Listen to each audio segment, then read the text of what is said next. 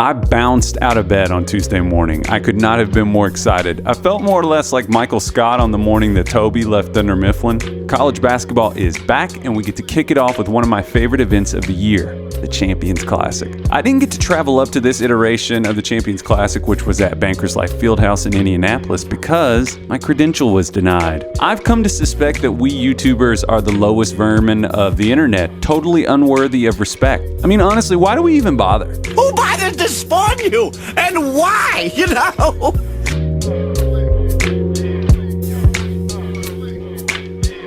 Does matchup even describe what happened in that second game? It almost feels like Kentucky just coincidentally happened to be in the same gym at the same time. This was an all-out ass-kicking. I'm as surprised as you, but it turns out that having the three best players in college basketball on one team goes a long way. Seriously, Duke lately has reminded me of Mr. Burns in the softball episode of The Simpsons. What are you going to do with your $1 million, sir? I don't know. Throw it in the pail, I suppose. The talent disparity was alarming from the opening tap. Kentucky looked absolutely overwhelmed by Duke's speed and length on the perimeter, and they struggled to run pretty much anything for the entire game. I'm not sure they ran an offensive set that actually led to a bucket on more than 5 occasions. In a game where it seemed like Kentucky would have a backcourt advantage, spoiler alert, that did not play a role or turn out to be true whatsoever. Duke as a team shared the ball better with 22 assists and only turned it over 4 times. 4 times in a game that up and down where they scored that many points. Duke was focused and relentless in their offensive approach. There was not a moment in this game where it looked like Kentucky was dictating the action defensively. Duke shot 54% from the field and 46% from 3 on 12 makes. None of their attempts from deep were hurried or strained, and a vast majority of those threes were assisted, in fact. Kentucky even got to the line more and shot it better once they were there, attempting 9 more free throws and out-shooting Duke from the line 73% to 69%.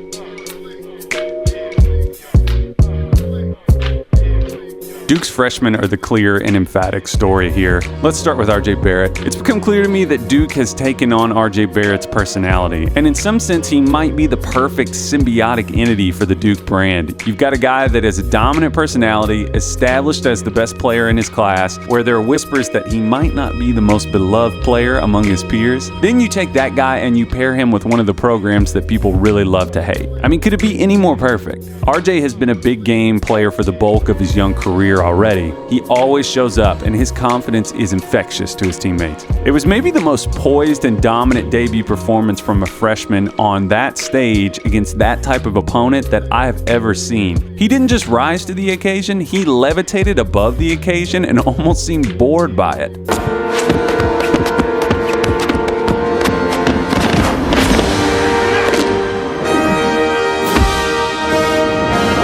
RJ got to the rim at will, displaying that elite finishing ability that we've talked about, and anytime he got in the middle of the floor, Duke was going to score. We didn't see many instances of him forcing his offense off the dribble in the mid-range in terms of jumpers, but a lot of that is largely because Kentucky just let him get below the foul line on drives with alarming frequency. He was a dog in transition, and he was fantastic at taking the initial contact from the defense and hanging in the air until that opportune moment to finish. Barrett's core strength and elasticity as a finisher are probably his most devastating traits as a player. I'd be surprised if we didn't see a triple-double from him this year. All of this, and I haven't even mentioned the fact that he shot it well from 3.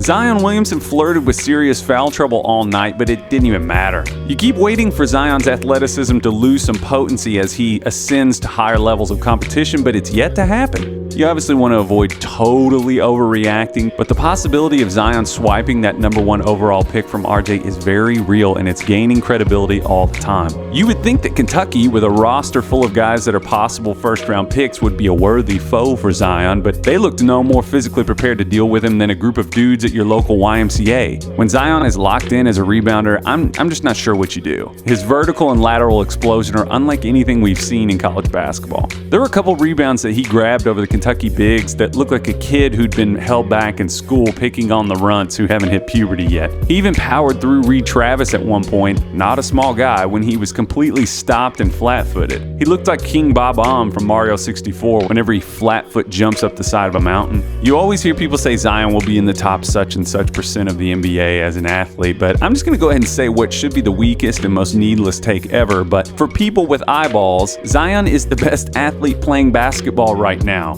He's a transcendent generational combination of physical build and explosiveness. I'm going to go ahead and just say that he's the best athlete in the NBA next year.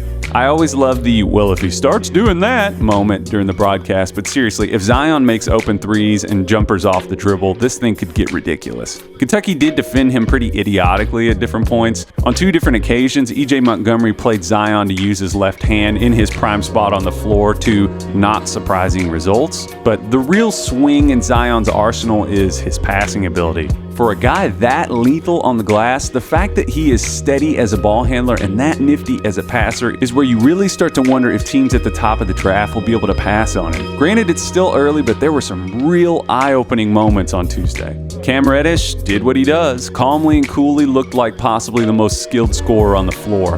In a way, Reddish reminds me of Joe Johnson at Arkansas. Just seems to have a really low resting heartbeat as an offensive player. Still, he was very apparently locked in during this one. He shot it well and let the offense come to him, and I get the sense that he could emerge as a real damning factor for teams that think they're going to knock Duke off during this season, because we're barely scratching the surface with this kid.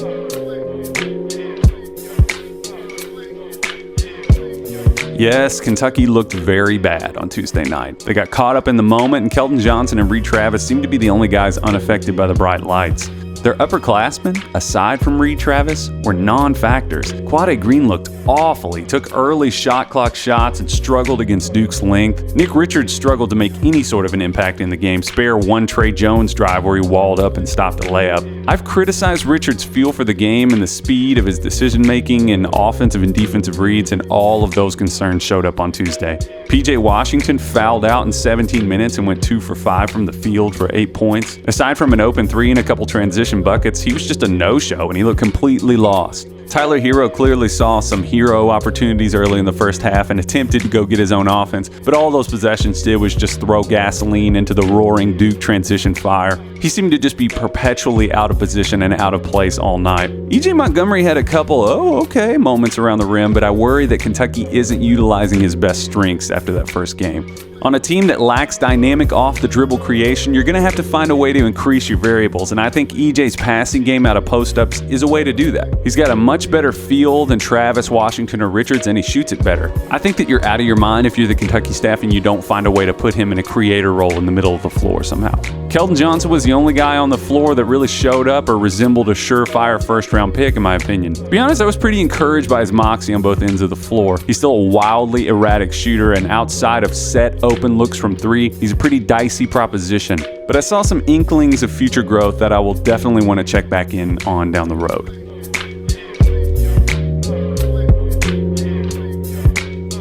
For Kentucky, I think that this was a come-to-Jesus moment about who they are.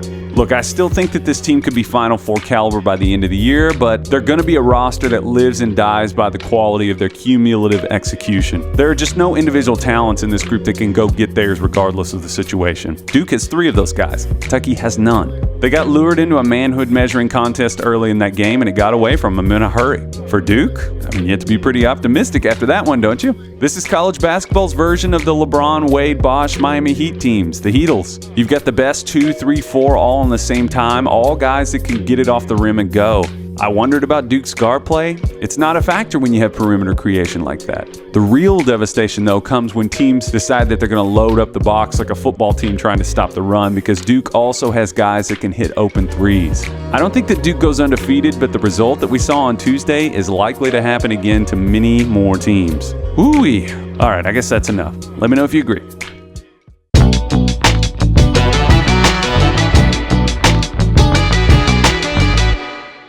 Hey folks, I appreciate you watching, and if you like this video, click the like button and be sure to subscribe. You can also follow me on Twitter at @JKyleMann. Say hey.